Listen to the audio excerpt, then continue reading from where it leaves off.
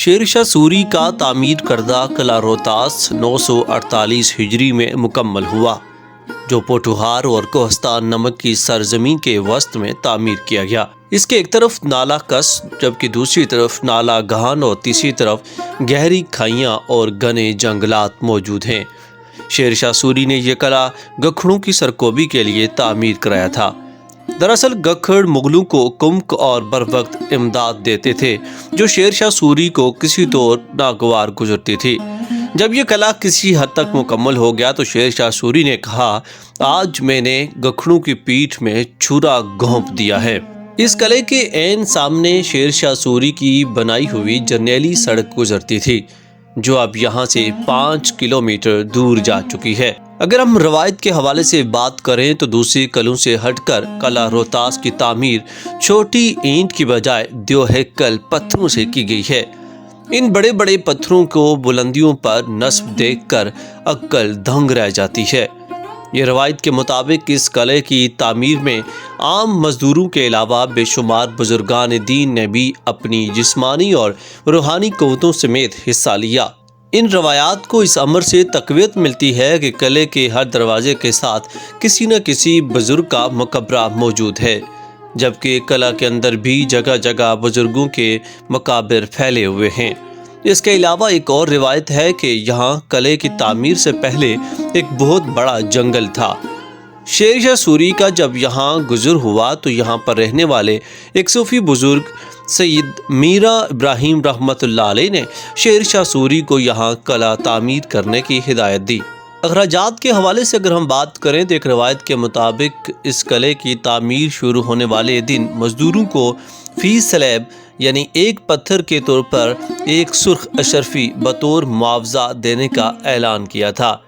گو قلعہ کی تعمیر پر اٹھنے والے اخراجات کا درست اندازہ نہیں لگایا جا سکتا، تاہم ایک روایت کے مطابق اس پر 34,25,000 روپے خرچ ہوئے۔ واقعات جہانگیری کے مطابق یہ اخراجات ایک پتھر پر کندہ کیے گئے جو ایک زمانے میں قلعے کی کسی دروازے پر نصب تھا۔ قلعے کی تعمیر میں 3 لاکھ مزدوروں نے بیک وقت حصہ لیا اور یہ 4 سال 7 ماہ اور 21 دن میں مکمل ہوا۔ یہ قلعہ 400 ایکڑ پر محیط ہے، جبکہ بعض کتابوں میں اس کا قطر 4 کلومیٹر بیان کیا گیا ہے۔ قلعے کی فصیل کو ان چٹانوں کی مدد سے ترتیب و تشکیل دینے کی کوشش کی گئی جن پر یہ تعمیر کیا گیا۔ قلعہ اندرونی طور پر 2 حصوں میں تقسیم تھا، جس کے لیے ایک 1750 فیٹ طویل دیوار تعمیر کی گئی، جو قلعے کے دفاعی حصے کو عام حصے سے جدا کرتی تھی۔ قلعے کے جنگی حصے کی وسعت کا اندازہ اس امر سے لگایا جا سکتا ہے کہ عہد شیر شاہ میں توپ خانے کے علاوہ 40,000 پیدل اور 30,000 فوج ماہ ساز و سامان یہاں قیام کرتی تھیں۔ قلعے میں 86 بڑے بڑے برج یا ٹاور تعمیر کیے گئے۔ پانی کی فراہمی میں خود کفالت کے لیے 3 باولیاں یعنی سیڑھیوں والے کنویں بنائے گئے تھے۔ ان میں سے ایک فوجی حصے میں اور باقی دونوں پانی کی 5 ذخیرہ گاہوں سمیت قلعے کے دوسرے حصے میں واقع تھیں۔ قلعے کے 12 دروازے ہیں جن کی تعمیر جنگی حکمت عملی کو مد نظر رکھ کر کی گئی تھی۔ یہ دروازے فن تعمیر کا نادر نمونہ ہیں۔ قلعے کے 12 دروازے ہیں جن کی تعمیر جنگی حکمت عملی کو مد نظر رکھ کر کی گئی تھی۔ یہ دروازے فن تعمیر کا نادر نمونہ ہیں۔ ان دروازوں میں 1000 خوانی دروازہ، خاص خوانی دروازہ، موری دروازہ، شاہ چانن والی دروازہ، طلاقی دروازہ، شیشی دروازہ، لنگر خوانی دروازہ، قابلی یا بادشاہی دروازہ، گنیالی دروازہ، سوہل یا سہیل دروازہ، پیپل والا دروازہ اور قلعے کے مختلف حصوں میں اس کے دروازوں کو بے حد اہمیت حاصل تھی اور ہر دروازے کا اپنا مقصد تھا اور اس ہی خاص توجہ تسمی بھی تھی۔ 1000 خوانی صد دروازہ تھا۔ طلاقی دروازے سے شیر شاہ کے دور میں ہاتھی داخل ہوتے تھے۔ طلاقی دروازے کو منحوس دروازہ سمجھا جاتا تھا۔ شیشی دروازے کو شیشوں اور چمکتی ٹائلوں سے تیار کیا گیا تھا۔ لنگر خوانی لنگر کے لیے استعمال ہوتا تھا۔ قابلی دروازے کا رخ چونکہ کابل کی طرف تھا، اس لیے اس کو قابلی دروازہ کہا جاتا تھا۔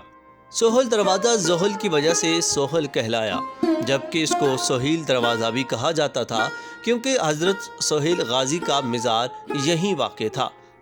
گٹیالی دروازے کا رخ چونکہ گٹیال پٹن کی طرف تھا، اس لیے اسے یہ نام دیا گیا۔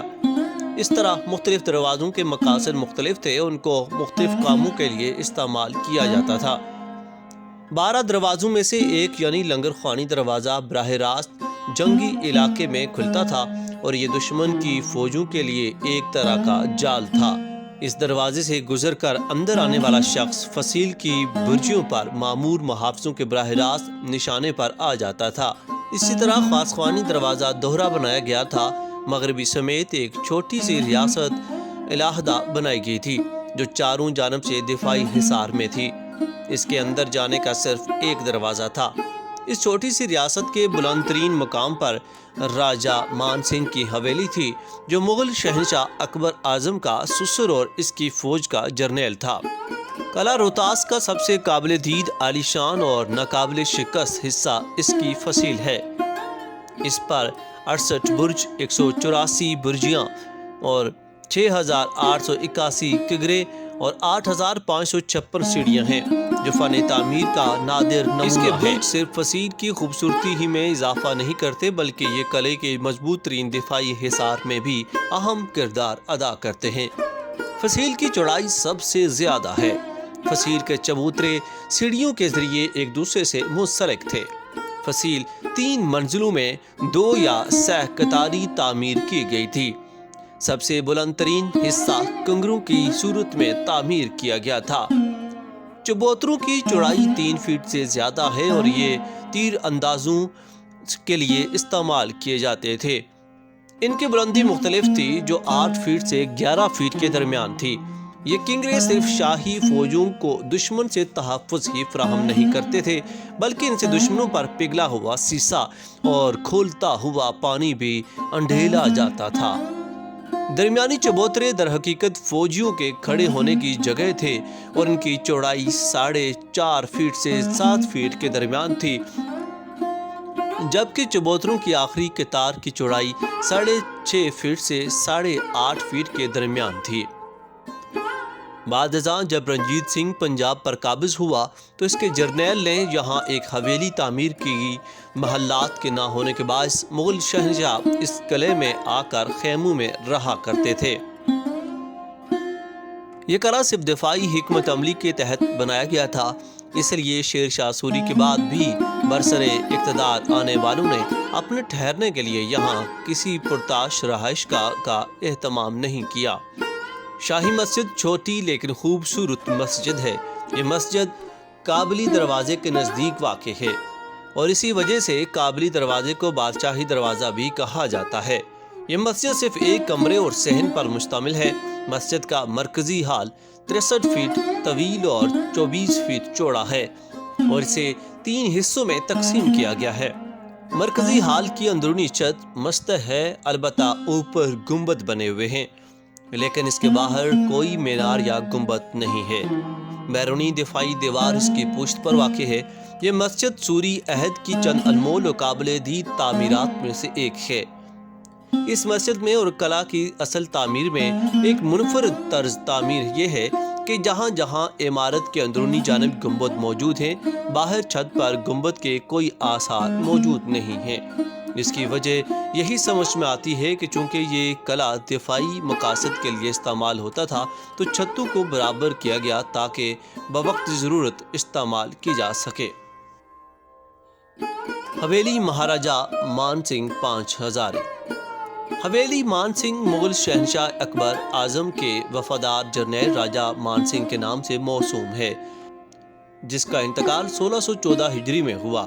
یہ محل قلعہ روہتاس کی سب سے بلند ترین چٹان پر تعمیر ہوا اور اس کا طرز تعمیر کافی حد تک عربی، ایرانی اور افغانی کے بجائے ہندوانہ تھا۔ رانی محل حویلی مان سنگھ سے 300 گز کے فاصلے پر شمال کی جانب موجود ہے۔ اس میں راجہ مان سنگھ کی بیوہ بہن شریمتی روپ کماری رہتی تھی۔ یہ محل چونکہ اپنا اصل رنگ و روپ کھو چکا ہے اس لیے لوگ اب اسے کالا محل کہتے ہیں۔ اسے بربرے پتھر سے ایک مینار کی صورت میں بنایا گیا تھا جس کی بلندی 80 فٹ ہے۔ اس محل کی مغرب جانب ایک کھلا پلیٹ فارم یعنی چبوترا ہے جو در حقیقت زیر زمین کمرے کی چھت ہے۔ محل میں پہرے داروں کے کمرے اور دونوں محلوں کا ملانے کے لیے راستہ بنایا گیا تھا۔